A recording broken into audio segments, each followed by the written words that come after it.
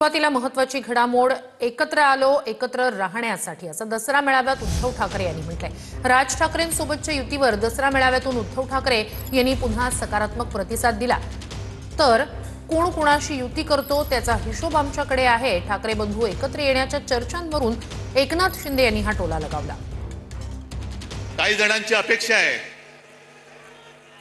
की उद्धव ठाकरे पुढचा कार्यक्रम काय देणार आणि आता कोण बोललं रे उद्धव ठाकरे आणि राज ठाकरे एकत्र येणार का? अरे मग 5 जुलैला काय केलं होतं आम्ही आणि तेव्हा मी बोललेलो आहे आम्ही एकत्र आलोय ते एकत्र राहण्यासाठी। जिथे माझ्या मातृभाषेचा घात होत असेल तिथे मी मराठी माणसामध्ये फूट पडू देणार नाही। जिल्हा परिषद भगवा फडकावणे, नगरपालिका भगवा, महापालिका भगवा आणि ग्रामपंचायतीवर देखील महायुतीचा भगवाच फडकला पाहिजे। आणि म्हणून महायुतीने आपण निवडणुका लढवणार आहोत। कोण कोणाची युती करतो, कोण कोणाशी मनोमिलन करतो याची चिंता तुम्ही करू नका, त्याचा हिशोब आमच्याकडे आहे। काही चिंता करण्याची आवश्यकता नाही। लोक कामाला महत्त्व देतात। राज ठाकरे यांच्या उपस्थितीत सकाळी 11 वाजता महत्त्वाची बैठक पार पडणार आहे। मुंबईतील शहर अध्यक्ष उपाध्यक्षांची शिवतीर्थवर बैठक पार पडणार आहे। आगामी मनपा निवडणुकीच्या पार्श्वभूमीवर या बैठकीला महत्त्व आहे। काल झालेला उद्धव ठाकरेंचा मेळावा त्यानंतर आता आजच्या मनसेच्या बैठकीला महत्त्व आहे। एका खुर्चीसाठी उद्धव ठाकरेंनी सारं काही गमावलं असं एकनाथ शिंदे यांनी म्हटलंय। आपल्याच नेत्यांना संपवणारे कट प्रमुख एकनाथ शिंदे यांनी उद्धव ठाकरेंवर हा हल्लाबोल केलाय। मुख्यमंत्री पदासाठी खुर्चीसाठी हे सगळं तुम्ही एका खुर्चीसाठी सगळं घालवलं, तुम्ही सगळं घालवलं। पक्षाचा प्रमुख, पक्षातले लोक संपवण्यासाठी कधी कारस्थान करतो? रामदास भाईंनी त्याची उदाहरणं सांगितली, मी पुन्हा ती सांगणार नाही। ह्याला संपव, त्याला संपव, त्याला संपव। हे पक्षप्रमुख नाहीत, हे कारस्थान करणारे कटप्रमुख आहेत, कटप्रमुख। तर बाळासाहेबांची भगवी शाल पांघरलेल्या गाढवाचं चित्र पहिल्यांदा पाहिलं अशा शब्दात उद्धव ठाकरे यांनी एकनाथ शिंदेंवर निशाणा साधला। पूरग्रस्तांसाठी शिंदेंनी दिलेल्या किटवरील फोटोंवरून ठाकरेंनी डिवचलं। यावर फोटोग्राफरला फोटोशिवाय दुसरं काय दिसणार असा पलटवार एकनाथ शिंदे यांनी केलाय। आता घरून येताना मी आजूबाजूला पाहत होतो, वाघाचं कातडं पांघरलेल्या लांडग्याची गोष्ट आपल्याला माहिती आहे, पण बाळासाहेबांची भगवी शाल पांघरणाऱ्या गाढवाचं चित्र मी आज पहिल्यांदा पाहिलं। गाढवावरती किती शाली टाका, गाढव ते गाढवच। आणि जसं आता संजय राऊत यांनी उल्लेख केला, अमित शहांचा जोड्याचा भार वाहणारे गाढव जाऊ द्या, त्यांना जोडे लाख लाभोत। विरोधकांना फक्त आमचे फोटो दिसतात, त्या फोटो दिसतात, फोटोच्या आतलं सामान दिसत नाही।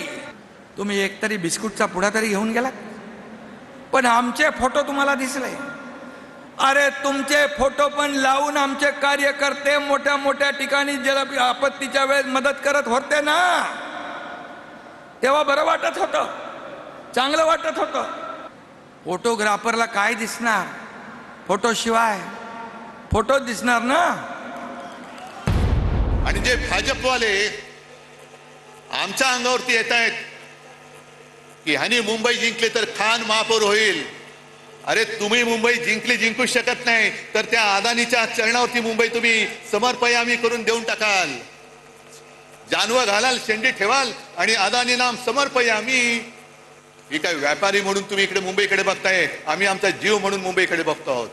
मुंबई महापालिकेची निवडणूक, स्थानिक स्वराज्य संस्थांच्या निवडणुका येतील, मुंबई महाराष्ट्रापासून तोडणार, मुंबई महाराष्ट्रापासून तोडणार, मराठी माणसाचं नाव घेणार।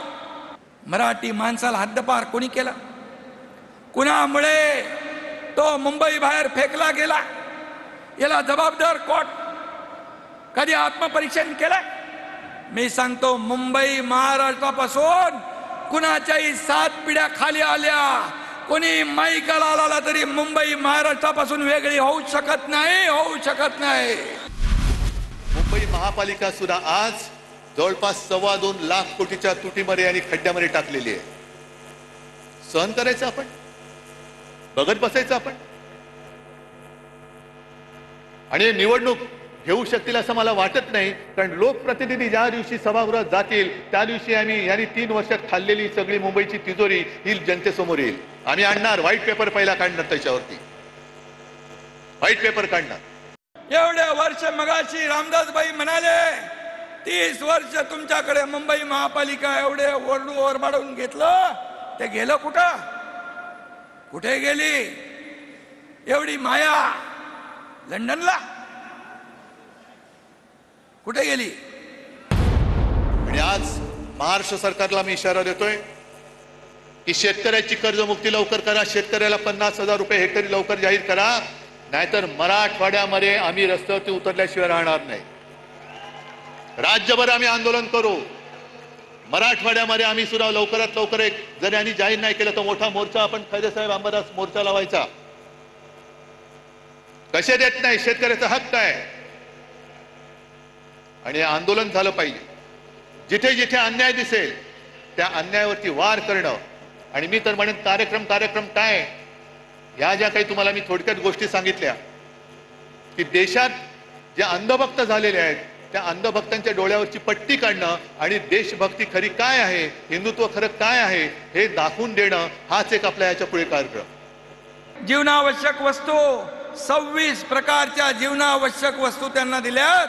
अगदी गहू, तांदूळ, डाळ, साखर पासून माझ्या लाडक्या बहिणींना साड्यांपासून ब्लँकेट पासून सगळं दिलंय, सगळं दिलंय. तुम्ही एकतरी बिस्कुटचा पुडा तरी घेऊन गेला? तेवढा तरी न्यायचा होता, तेवढी तरी दानत दाखवायची होती. बाळासाहेबांची बॉडी 2 दिवस का ठेवली होती असा सवाल रामदास कदम यांनी केलाय. बाळासाहेबांच्या हाताचे ठसे का घेतले गेले असाही सवाल त्यांनी केलाय. उद्धव ठाकरेंना राजकारणातून कायमचं उद्ध्वस्त करा असं म्हणत रामदास कदम यांनी घणाघात केलाय.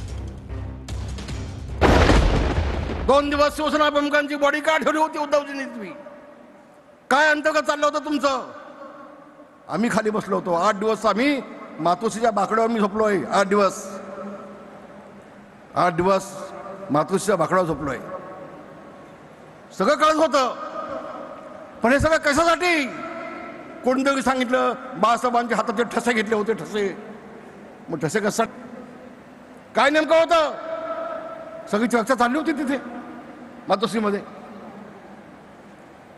आणि पुढे जाऊन माझी विनंती आहे, बाळासाहेबांचं मृत्यूपत्र कोणी केलं, कधी झालं, त्यामध्ये सही कुणाची होती, कळा सगळी माहिती, कळा सगळी माहिती. अरे तुम्ही आम्हाला काय शिकवता? शिवसेना आम्ही मोठी केली, शिवसेना मोठी आम्ही केली, जेल आम्ही भोगलेत, तुम्ही आम्हाला संपवताय. 2012ला झालेली घटना आज 2025ला रामदास कदमांना काही काम नाही का? आणि यात शिवसेनेची सत्तेची फळं चाकली, 5-5 वर्ष मंत्रिपद भोगले, त्या ह्या सगळ्या गोष्टी का आठवल्या नाही? मला वाटतं आता ह्या गोष्टी आठवणं म्हणजे नमक हरामी असं मला स्पष्ट मत आहे. पण आता त्यांनी अशा प्रकारचे गंभीर स्वरूपामध्ये बोलले की त्यांनी मोठ्या साहेबांचे ठसे घेतले. पार्थिव होते का रामदासभाई तिथे? रामदासभाई होते का तिथे? येऊ देत होतं का त्यांना कोणी वरती? त्याच्यामुळे मला असं वाटतं या सगळ्या काही ना काही खोटं बोल पण रेटून बोल असा रामदासभाईंचा स्वभाव आहे, तशा पद्धतीने ते बोलले.